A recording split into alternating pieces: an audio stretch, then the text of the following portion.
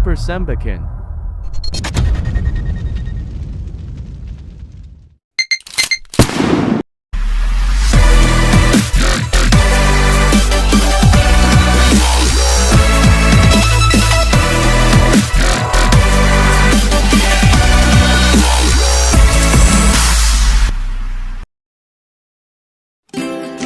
Assalamualaikum warahmatullahi wabarakatuh.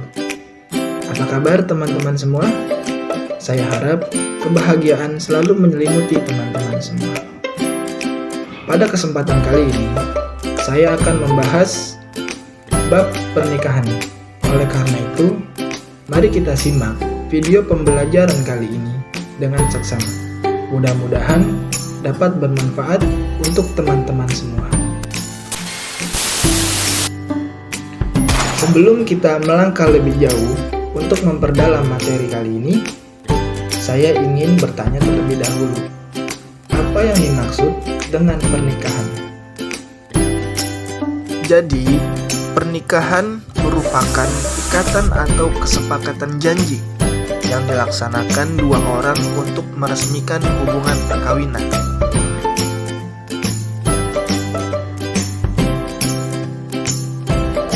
Oke, selanjutnya yaitu ijab qabul.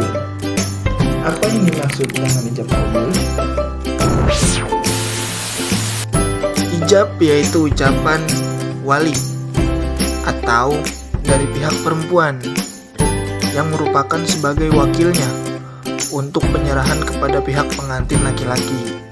Dan sedangkan qabul yaitu ucapan pengantin laki-laki atau wakilnya sebagai tanda penerimaan.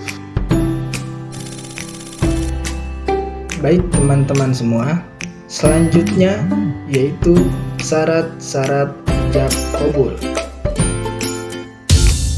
Yang pertama, orang yang berakal sudah tamyiz. Yang kedua, ijab qabul harus diucapkan dalam satu tempat atau satu majelis.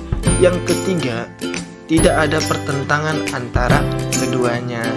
Yang keempat, yang berakad adalah mendengar atau memahami bahwa keduanya tersebut melakukan suatu akad. Yang kelima, lafaz ijab qabul diucapkan dengan kata nikah atau tazwij atau yang seperti dengan kata-kata tersebut. Yang terakhir, tidak dibatasi dengan waktu tertentu, misalnya setahun, sebulan, atau sebagainya. Jadi itulah syarat-syarat daripada ijab qabul. Selanjutnya kita akan masuk ke dalam pengertian dan hukum mahar. Pengertian dan hukum mahar. Mahar atau mas kawin ialah pemberian wajib dari seorang suami kepada seorang istri karena sebab adanya suatu pernikahan. Nah, ada firman Allah Subhanahu wa taala di dalam Quran surah An-Nisa ayat 4 yang berbunyi, "Dan berikanlah mas kawin atau mahar kepada perempuan yang kamu nikahi sebagai pemberian yang penuh kerelaan." Oke, selanjutnya yaitu ukuran mahar. Mungkin dari teman-teman banyak pertanyaan, bagaimana jika kita tidak memiliki uang? Apakah hal-hal atau benda-benda yang lain bisa kita jadikan suatu mahar? Jawaban dari saya yaitu boleh. Karena apa? Mahar tidak selamanya berbentuk benda atau materi, tapi bisa juga berbentuk hal-hal yang bermanfaat ataupun non-materi. Nah, salah satu kewajiban seorang suami kepada istrinya ialah memberikan mahar, karena mahar itu merupakan simbol penghargaan seorang laki-laki kepada calon istrinya. Nah, dalam banyak riwayat menjelaskan bahwa mahar bisa berupa materi atau juga non-materi. Oke, jadi cara membayar mahar yang berupa non-materi itu bisa menggunakan dengan hal-hal seperti hafalan-hafalan ayat Quran. Selanjutnya bisa dengan menggunakan hafalan-hafalan hadis. Dan bisa juga dengan jasa tenaga. Kurang lebih seperti itu contoh daripada cara pembayaran mahar yang berupa non-materi. Selanjutnya ialah macam-macam mahar. Macam-macam mahar ada dua. Yang pertama, mahar musamma, yaitu mahar yang jenis dan jumlahnya disebutkan saat melakukan akad nikah berlangsung.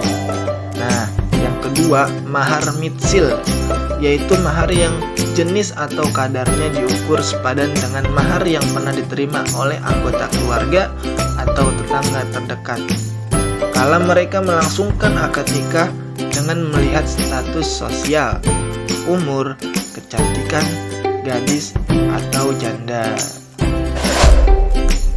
Oke, selanjutnya yaitu cara membayar mahar. Mungkin dari teman-teman masih banyak yang belum mengetahui bagaimana cara membayar mahar tersebut.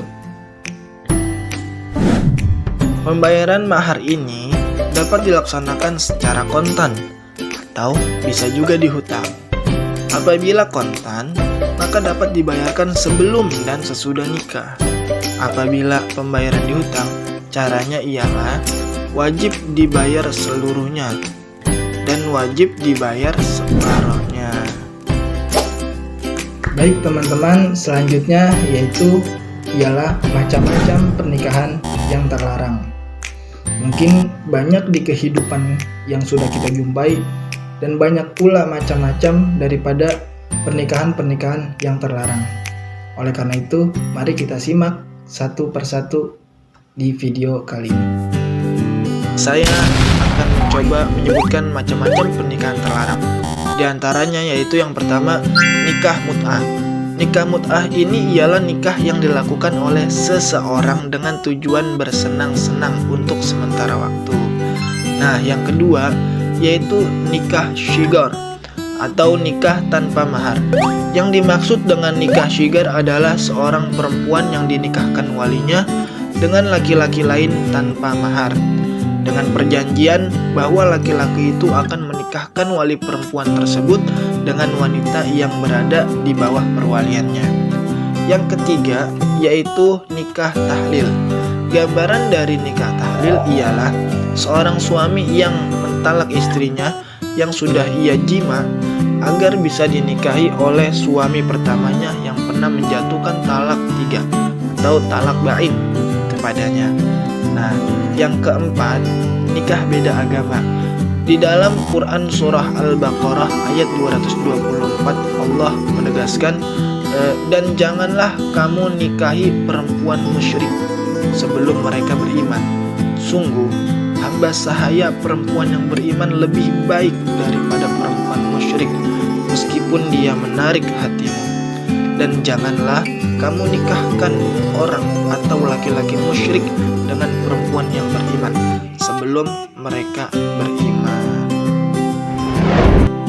Kalian penasaran apa aja hikmah daripada suatu pernikahan?